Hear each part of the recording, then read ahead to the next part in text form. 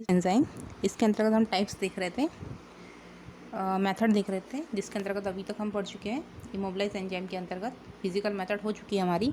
आज के इस लेक्चर में देखेंगे हम लोग केमिकल मेथड, है ना। तो केमिकल मेथड को दो इसमें डिस्ट्रीब्यूट किया है। फर्स्ट जो है हमारा कोवेलेंट अटैचमेंट और नेक्स्ट है हमारा क्रॉस लिंकेज। हम इसको वन बाय वन देखेंगे।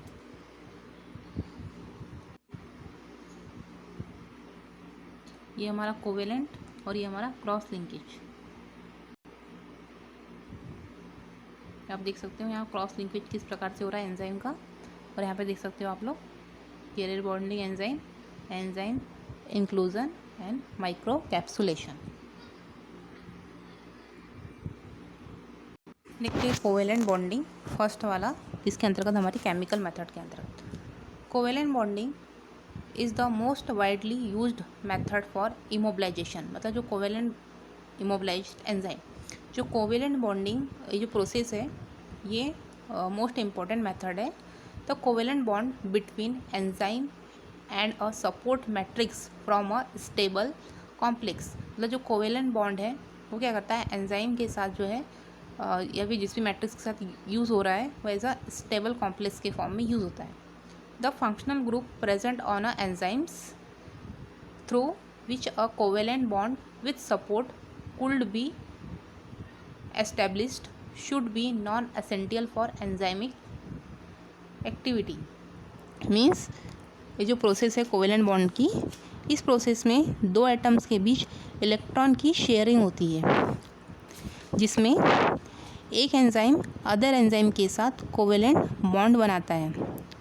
Covalent bond is based on the binding of enzyme of water insoluble carrier by covalent bond. मतलब जो कोवेलेंट बॉन्डिंग की जो प्रोसेस है, इस प्रोसेस में क्या होता है कि दो एटम्स के बीच इलेक्ट्रॉन की शेयरिंग होती है, ठीक है, जिसमें एक एंजाइम अदर एंजाइम के साथ कोवेलेंट बॉन्ड बनाता है। जैसे आप स्ट्रक्चर में देख रहे हो, देख सकते हो यहाँ कोवेलेंट बॉन्ड का फॉर्मेशन है, किस प्रकार कोवेलेंट बॉन्ड बन रहा है,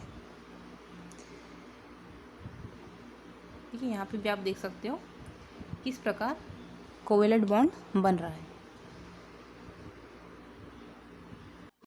ठीक है। तो देखिए next, the protein functional group which could be utilize in covalent coupling including.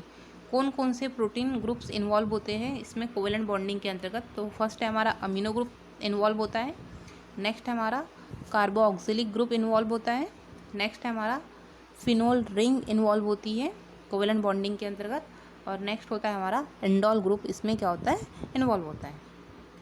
Next हम बात करते हैं इसके एडवांटेज की।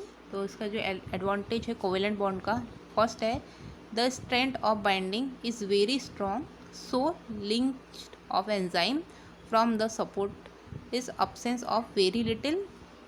एंड नेक्स्ट है सक्सेसफुल मेथड ऑफ एप्लीकेबिलिटी। मतलब सक्सेसफुल मेथड होती है ये covalent bonding as a immobilization enzyme के अंतर्गत। और नेक्स्ट होता है हमारा डिसएडवांटेज। तो इसका डिसएडवांटेज ये है कि enzyme are chemically modified and so many are denatured during immobilization। मतलब जो एंजाइम जो यूज़ होता है वो कैसा होता है, केमिकली मॉडिफाइड एंजाइम यूज़ होता है, ठीक है, जो डीनेचर्ड होता है।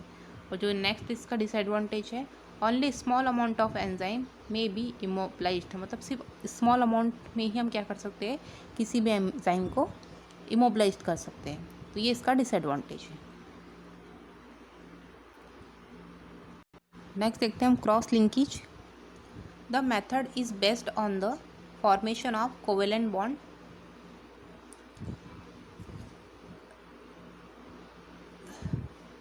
Between the enzyme molecules bye means of multi functional reagent leading the three dimensional cross linkage arranged. आप देख सकते हो स्ट्रक्चर में ये 3D या three dimensional cross linkage arranged है। स्ट्रक्चर में आप देख सकते हो कि किस प्रकार एंजाइम इमोबिलाइजेशन हो रहा है।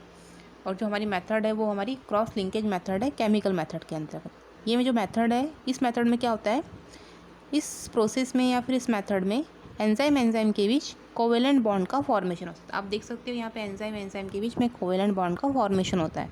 वो 3D क्लास लिंकेज एंजाइम का एग्रीगेट बन जाता है। मतलब जो 3D क्रॉस लिंकेज एंजाइम का क्या बन जाता है, एग्रीगेट बन जाता है। जैसे आप देख सकते हो स्ट्रक्चर में किस प्रकार से बन रहा है।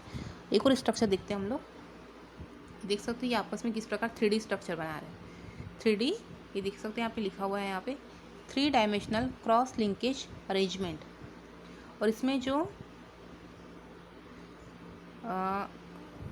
जेल यूज़ किया जाता है वो जेल कौन सा है, हमारा पॉलीएक्रिलामाइड जेल का यूज़ किया जाता है।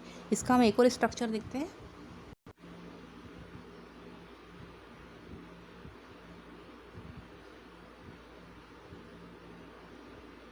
ये देख सकते हो आप एंजाइम बने हुए हैं यहाँ पे, और एंजाइम के साथ अब क्या होगा, जो हमारा क्रॉस लिंकेज हो क्या बनेगा, बॉन्डिंग बनाएगा।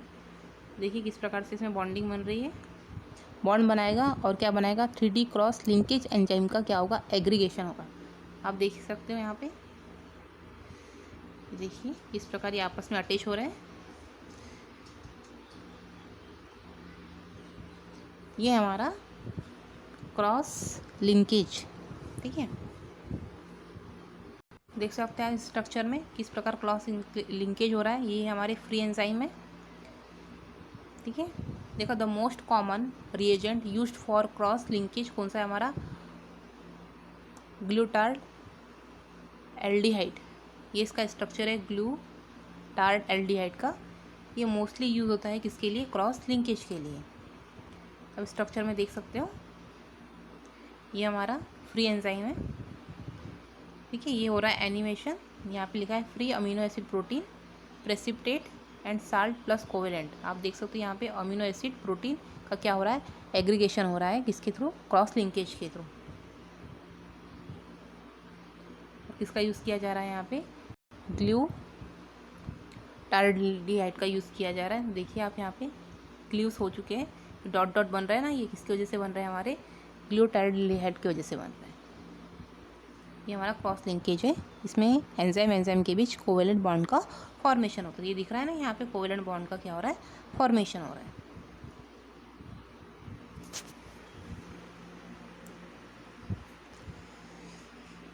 अब इसके एडवांटेज की बात करते हैं क्रॉस लिंकेज के। तो क्रॉस लिंकेज के जो एडवांटेज है, फर्स्ट जो है वेरी लिटिल डिसऑप्शन, मतलब एंजाइम स्ट्रांगली बाउंड होते हैं इसके साथ। मतलब ये जो मेथड है इसमें जो एंजाइम इन्वॉल्व होते हैं वो कैसे होते हैं, एकदम स्ट्रांगली बाउंड होते हैं। नेक्स्ट है best used in conjugation with other method, मतलब अदर मेथड के लिए भी ये यूज़फुल मेथड है। और इसके डिसएडवांटेज की बात की जाए तो इसका डिसएडवांटेज क्या है, cross linking may cause significance change in the active site, ठीक है। तो ये इसका डिसएडवांटेज था। एक और टाइप देखते हैं हम लोग, इसमें हमारा आयनिक बॉन्ड, ये भी एक टाइप आता है केमिकल रिएक्शन के अंतर्गत, उसको भी हम देख लेते हैं। तो आयनिक बॉन्ड जो है, the enzyme is made to bind to the support through ionic bonding, मतलब यहाँ पे जो एंजाइम है बॉन्ड कर बाइंड होता है किसके साथ, आयनिक बॉन्डिंग के थ्रू, ठीक है। तो DEAE सेफाडॉक्स का यूज़ किया जाता है, इसके अलावा DEAE सेलुलोज का यूज़ किया जाता है, डेलॉन 15 का यूज़ किया जाता है इसमें, ठीक है। नेक्स्ट है हमारा कार्बोक्सिल मेथिल सेलुलोज का यूज़ किया जाता है, and Amberlites and support usually for used, इसमें इन सब का यूज़ किया जाता है आयनिक बॉन्डिंग के अंतर्गत एज अ मैट्रिक्स के फॉर्म में, ठीक है। इसके एडवांटेज की बात की जाए तो उसका जो एडवांटेज है ये कैसा है, लो कॉस्टली है, रीजनरेशन इज़ पॉसिबल है, इसके अलावा प्रिपरेशन कैसी है इसकी, ईजी है, overall enzyme active is high, overall जो एंजाइम होते हैं वो कैसे होते हैं, हाई होते हैं।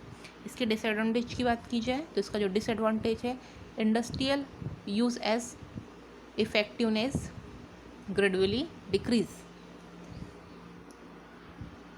बात करते हैं जैसे हम पढ़ रहे हैं एंजाइम इमोबिलाइजेशन, उसके अंतर्गत हम एप्लीकेशन की बात करते हैं। सबसे पहले इसके एप्लीकेशन के रूप में किया जाता है एंटीबायोटिक प्रोडक्शन, मतलब जो इमोबिलाइज्ड एंजाइम है इसका use as a fermentation process में किया जाता है ना। इसके अदर प्रोसेस में भी किया जाता है, पर मेनली जो है हम जो पढ़ रहे हैं, जो हमारी यूनिट है इसके अकॉर्डिंग हम बात कर रहे हैं फर्मेंटेशन के अंतर्गत, ठीक है।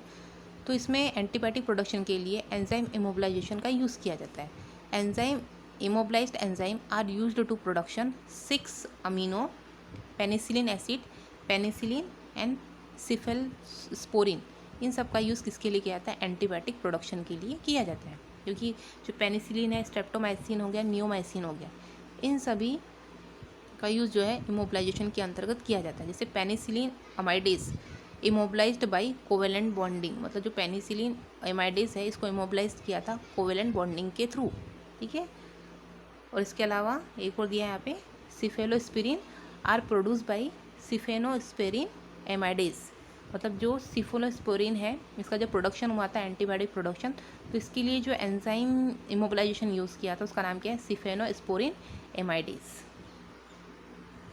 ठीक है। इसके अलावा इसके और यूज़ की बात करते हैं तो इसका और यूज़ है, पहला स्टेरॉइड प्रोडक्शन के लिए भी इसका यूज़ किया जाता है, सिंथेसिस ऑफ हाइड्रोकार्टिसोन्स एंड प्रीडिनोस्टिल, ये जो हमारे स्टेरॉइड प्रोडक्शन के अंतर्गत यूज़ किए जाते हैं। नेक्स्ट है हमारा अमीनो एसिड प्रोडक्शन के अंतर्गत इसका यूज़ किया जाता है, जैसे कि L aspartic acid, L tryptophan, L alanine, L dopa, L tyrosinase, इन सब का यूज़ जो है किसके लिए किया जाता है, अमीनो एसिड के प्रोडक्शन के लिए इमोबलाइज्ड एंजाइम का यूज़ किया जाता है। नेक्स्ट है हमारा एसिड प्रोडक्शन, एसिड प्रोडक्शन के लिए भी इसका यूज़ किया जाता है। एसिड में आते हैं हमारे acetic acid, citric acid, L malic acid, 2 keto gluconic acid and 12 keto सेनोडेक्सऑक्सिलिक एसिड। इसके अलावा अदर ऑर्गेनिक कंपाउंड का यूज़ भी किया जाता है, जैसे कि इसके एप्लीकेशन के अंतर्गत coenzyme A, FAD, pyridoxol phosphate, vitamin B12, proinsulin, इसके अलावा प्रोस्टाग्लैंडिन एंड इंटरल्यूकिन 2, इन सब का यूज़ जो है, ये सब इसकी एप्लीकेशन है किसकी, हमारी एंजाइम इमोबलाइजेशन की।